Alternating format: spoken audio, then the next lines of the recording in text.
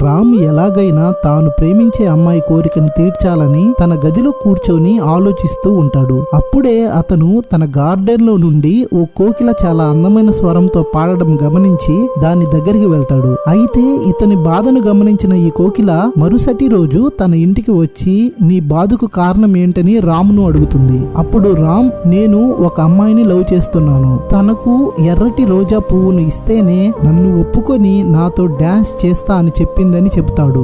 ఎలాగైనా నీకు పక్కన ఉన్న గార్డెన్ లో నుండి ఈ రోజా పువ్వును తీసుకొచ్చే బాధ్యత నాది అని చెప్పి ఎగిరిపోతుంది. అయితే ఈ కోకిల ఆ రాత్రి మొత్తం ఈ ఎర్రటి రోజా పువ్వు కోసం వెతుకుతూనే ఉన్నది. అక్కడ అన్ని తెల్లటి రోజా పువ్వులే ఉండడంతో దగ్గరగా ఉన్న ఓ రోజా చెట్టు దగ్గరికి వెళ్లి నిల్చుంది. కోకిలను గమనించిన ఈ తెల్ల రోజా పువ్వు ఈ కోకిల స్వరంతో రాత్రంతా పాడుతూ తన రక్తాన్ని నాకు ఇచ్చినట్లయితే నేను అందమైన ఎర్రటి రోజాలా మారుతానని చెబుతుంది. ఇక కోకిల అలానే రాత్రి మొత్తం పాడుతూ తన గుండెను ముళ్ళుకు గుచ్చుతూ రక్తాన్ని ఆ చెట్టుపై పడేలా చేస్తుంది. ఇక ఉదయంలోపు తెల్లటి రోజా పువ్వు అందమైన ఎర్రటి రోజా పువ్వులా మారిపోతుంది. రామ్ ఆ రోజు ఉదయం ఈ గార్డెన్ వైపు వెళ్తూ అక్కడున్న ఈ రోజాను చూసి దాన్ని తుంచేసి దాన్ని ఆ అమ్మాయికి ఇవ్వడానికి పరిగెత్తుతూ వెళ్తాడు. ఈ అమ్మాయి తనకు రోజాను ఇవ్వగానే దాన్ని ఆ అమ్మాయి కోపంగా తీసుకొని రోజాను ఎవరైనా ఇస్తారు, నాకు నెక్లెస్ కావాలని దాన్ని తుంచి కింద పడేస్తుంది.